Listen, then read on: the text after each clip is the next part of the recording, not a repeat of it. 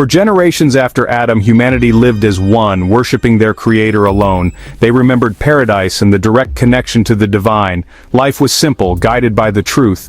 There is one God, no idols, no rituals, just pure faith. But as time passed, people began to forget. They started venerating righteous men, making images as reminders. Slowly, reverence turned to idolatry.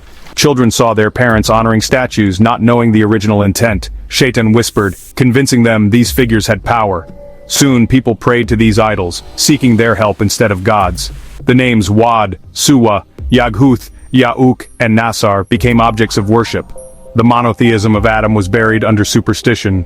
Idolatry spread and spiritual darkness fell upon humanity. The straight path was lost. Into this darkness, God sent a light, Nuh. Appointed as prophet, Nuh called his people back to worship God alone. For 950 years he pleaded with them, warning of consequences. The powerful mocked him, calling him mad and dismissing his followers as lowly. They covered their ears, refusing to listen. Yet Nuh persevered, trusting God. At last, God revealed that no more would believe. The time for warning ended, justice would come. God commanded Nuh to build an ark, an act of faith in a dry land. The people ridiculed him. A prophet turned carpenter? Nuh replied, if you ridicule us, we will ridicule you as you do. He and his followers built the ark under the scorching sun and scornful eyes. Their faith was tested, but they pressed on. The stage was set for a world-changing event. The ark stood ready, a monument to faith. Nuh gathered his family, the believers, and pairs of every animal. Once inside, the sky darkened and water poured from above and below. The earth was engulfed in a cataclysmic flood. The ark floated safely, while chaos reigned outside. The disbelievers' power and idols were swept away. Divine justice was absolute. None could escape. Yet within the destruction, there was mercy, a chance for a new beginning.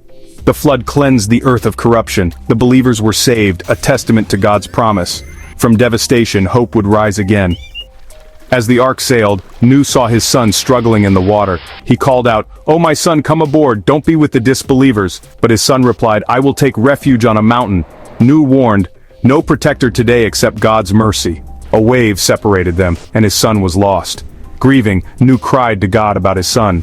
God replied, "He is not of your family. His deeds were unrighteous. True kinship is faith, not blood." Nuh learned a painful, timeless lesson. The flood receded by God's command, and the ark rested on Mount Judy. Nuh and the believers stepped onto a cleansed earth, ready to begin anew. From his faithful sons, humanity would continue. The story of Nuh is a lesson in faith, perseverance, and trust in God. It shows that salvation is for those who believe, not just by lineage. Divine justice is certain, but so is mercy. After every storm, God brings a new dawn. The call remains, board the ark of faith before it's too late.